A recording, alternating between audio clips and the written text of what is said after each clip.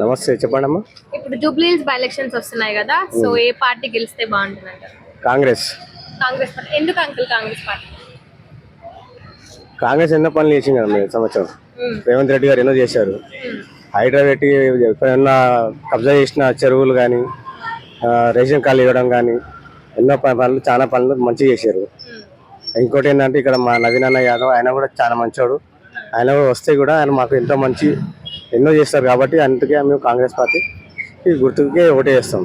అంటే కేసీఆర్ ప్రభుత్వం ఎందుకు వద్దనుకుంటున్నారు? బీఆర్ఎస్ పార్టీ మాగంటి సునీతను నిలబెట్టారు కదా, వాళ్ళ భర్తకి ఆల్రెడీ ఆయన 3 సార్లు గెలిచిండు, హ్యాట్రిక్, ఆయన మంచి చేసిండు.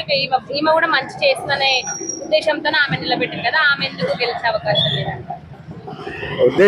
అది గెలిచే ఉద్దేశం అని అంటలేనండి. మాది ఇప్పటి నుంచి కాదు, మా పీజీఆర్ అన్న ఉన్నప్పటి నుంచి మాది కాంగ్రెస్. మా ఇంట్లో మొత్తం కాంగ్రెస్. అట్లా అని మా ఇంట్లో మొత్తం 20 ఓట్లు.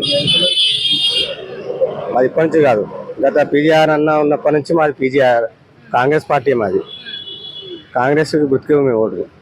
అయితే మరి ఇప్పుడు రేవంత్ రెడ్డి ప్రభుత్వం వచ్చిన తర్వాత ఈ 2 సంవత్సరాల పాలన ఏదైతే ఉందో దానికి సంబంధించి ప్రజల్లో చాలా వరకు వ్యతిరేకత కనిపిస్తుంది. అంటే ఫ్రీ బస్సులు ఒకటి ఇచ్చిండు కానీ పథకాలు ఏవి కూడా సరిగ్గా అమలు చేయలేదని. ఎందుకు కాలేదమ్మా? అప్పుడు టీఆర్ఎస్ గవర్నమెంట్ ఉన్నప్పుడు రేషన్ కార్డులు ఇస్తా అని చెప్పారు, ఇవ్వలేదు. ఇప్పుడు వచ్చినాయమ్మా, ఎవరు రాలని చెప్పి వచ్చినాయి. చాలా మందికి వచ్చాయి రేషన్ కార్డులు, చాలా మందికి వచ్చాయి రేషన్ కార్డులు. అయితే ఇప్పుడు ఈ 30-31న రేవంత్ రెడ్డి ప్రచారంలోకి వస్తున్నారే, సో ఎలా తీసుకోవాలి? ఆయనే రావాలి. ఆయన వస్తే ఎట్లా ఉంటుంది అంటారు?